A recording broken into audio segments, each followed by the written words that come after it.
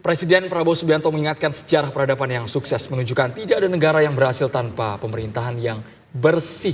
Prabowo pun bertekad mewujudkannya di dalam pemerintahan yang baru. Ada dua opsi yang diberikan kepada jajaran kabinet, yakni ikut bersih-bersih atau minggir. Ya, keinginan menciptakan pemerintahan yang bersih telah berulang kali bahkan disampaikan oleh Prabowo sejak pidato pertamanya menjadi presiden. Akankah Prabowo Subianto bisa mewujudkan pemerintahan yang bersih? Untuk membahasnya telah bergabung pakar hukum tata negara UGM yang juga pegiat anti korupsi Zainal Arifin Mohtar, dan juga di studio kami ada ekonom UI Fitra Faisal Hastiadi. Selamat petang Mas Fitra. Selamat sore, Mas Uceng. Selamat petang, Assalamualaikum. Waalaikumsalam warahmatullahi wabarakatuh. Saya langsung mau ke Mas Fitra ke Mas Uceng terlebih dahulu. Mas Uceng, kalau dilihat ini pidato seorang Presiden Prabowo, mungkin tidak kemudian hal ini dilakukan di era kepemimpinan Prabowo Gibran. Seperti apa nanti langkah-langkah yang harus dicapai Prabowo? Gini ya, saya kira Mbak Maria, saya kira kalau kita bicara soal janji presiden, kita kayak dejavu sebenarnya ya. Janji yang sama itu dilontarkan oleh Jokowi di 2014 sesaat setelah dilantik. 2019 bahkan Jokowi berpidato bahwa dia tidak punya beban masa lalu, dia udah lepas dari beban apapun, kali kedua dia akan melakukan geberan luar biasa, tapi ternyata apa yang dijanjikan itu kan tidak ada juga gitu. Nah, itu sebabnya kenapa untuk janji yang disampaikan oleh Pak Prabowo kita terima sebagai sebuah janji, tapi kemudian harus dilihat dengan detail banyak hal di dalamnya. Yang pertama harus dilihat adalah prasyarat yang memungkinkan untuk Prabowo melakukan itu. Sekedar dicatat ya, kalau kita amati kasus korupsi kita mulai zaman reformasi sampai sekarang, memang ada banyak kasus korupsi yang berkaitan dengan pengadaan barang dan jasa dan lain-lain sebagainya. Tapi kalau kita mau lihat korupsi yang paling besar, yang paling kasar sebenarnya itu adalah korupsi yang lahir karena konflik kepentingan. Konflik kepentingan itu maksudnya dia sekaligus pengusaha, dia sekaligus sebagai penguasa. Dia membuat kebijakan, korupsi kebijakan yang menguntungkan bagi dunia usahanya. Nah, pertanyaan ini yang membuat saya sedikit khawatir kalau kita melihat di kabinet Pak Prabowo. Karena di kabinet Pak Prabowo itu alih-alih kita bisa mengatakan bahwa bersih dari konflik kepentingan.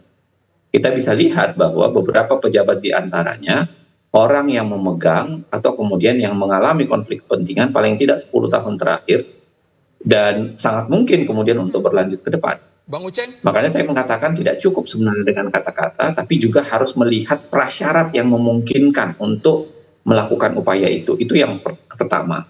Yang kedua, kalau kita balik lagi ke track record pemberantasan korupsi, bersih-bersih korupsi, itu ketika 3 kelembagaan itu berjalan efektif. KPK, kemudian kepolisian, dan kejaksaan.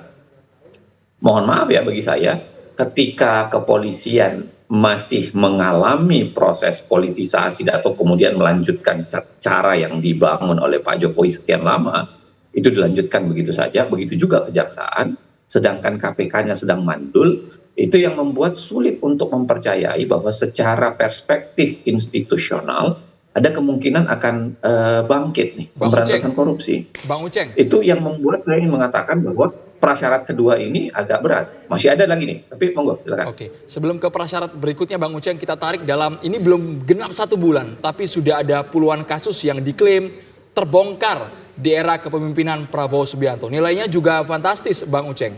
Apakah ini salah satu bentuk konkret terobosan memberantas tikus-tikus yang nakal di pemerintahan? Saya kira tidak ada kasus yang diteliti dengan secepat itu. Kasus ini berasal dari laporan masyarakat sebelumnya, berasal dari proses yang sudah lama, berasal dari prosesnya itu sudah lama sebenarnya, baru kemudian berujung di sini. Bahwa dilakukan pengungkapan sekarang, ya itu bagus-bagus saja gitu. Tapi apakah itu menunjukkan pasti itikat baik atau kemudian terobosan yang dilakukan? Sebenarnya sulit juga untuk percaya itu. Kenapa? Karena kepolisian maupun kejaksaan sebenarnya nyaris tidak mengalami perubahan apa-apa. Artinya 10 tahun yang lalu itu tiarap sebenarnya kalau dianggap tiba-tiba ada jentikan jari, ada seorang presiden tiba-tiba datang untuk melakukan perubahan luar biasa. Nah, saya tentu saja menyambut baik ada kasus-kasus yang besar. Tapi kalau kita lihat detail pelaksanaan kasus-kasus kita, kalau kita buka bagaimana kejaksaan, kepolisian maupun KPK mengerjakan perkara korupsi, itu biasanya polanya sama. Rajin diungkap, tapi nyaris tidak bisa diselesaikan. Jadi terungkap iya, ada kasus korupsi, tapi diselesaikannya tidak. Diselesaikan itu dalam artian begini sebenarnya. Kalau diselesaikan itu adalah ketika dia diungkap, dicari semua yang terlibat, ditarik sampai sekuat-kuatnya, ya. Bahkan di ujungnya keluar resep perbaikan supaya kejadian serupa tidak terjadi lagi. Itu namanya pemberantasan korupsi yang baik. Jadi 3 level. Bukan sekedar diungkap, tapi kemudian dipetakan secara detail, dikejar semua pelakunya, bahkan kemudian terakhirnya dikeluarkan resep cespleng untuk kejadian serupa tidak terjadi lagi. Kalau kita lihat pemberantasan korupsi belakangan, tidak ada model serupa, maka saya kira terlalu prematur kalau sekarang langsung dikatakan bahwa ini keberhasilan bersih-bersih.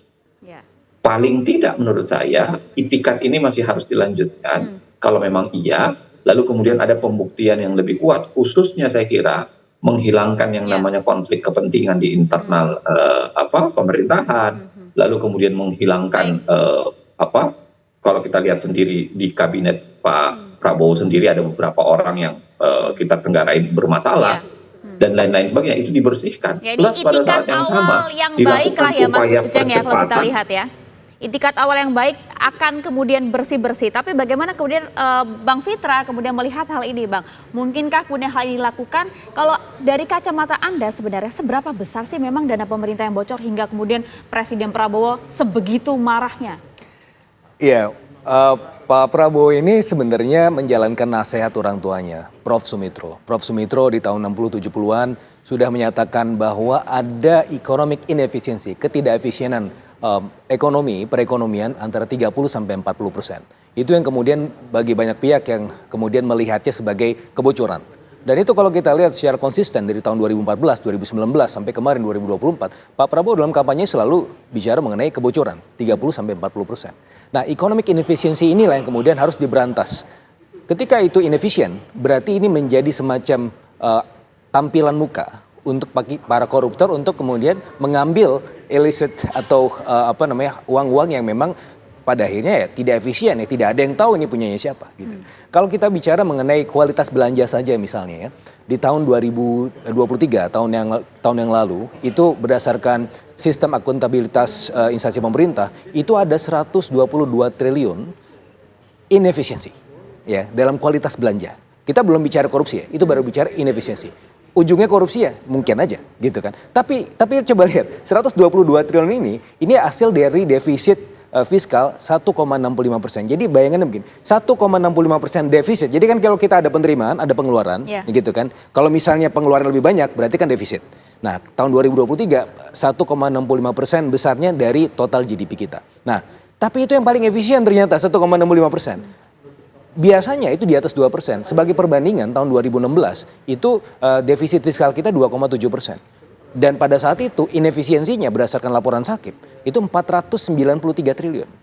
Artinya kalau kita bicara mengenai inefisiensi yang pada akhirnya berujung pada kemungkinan besar korupsi. Nah ini adalah bagian dari economic inefisiensi yang harus kemudian diberantas atau disikat oleh Pak Prabowo dalam hal ini kan. Makanya beliau selalu berapi-api karena kalau kita bicara mengenai bagaimana cara untuk mencapai pertumbuhan ekonomi tinggi. Kalau misalnya inefisien. Nah ini yang kemudian harus kita lihat ke depan. Yang harus disikat dari sisi mana dulu Mas? Apakah betul-betul mengurangi anggaran belanja buat setiap kementerian karena secara kementerian jumlahnya lebih banyak sekarang atau dari celah apa? Sesaat lagi Mas Fitra. Yes. Kita harus jedahnya di Kabar Petang pemirsa.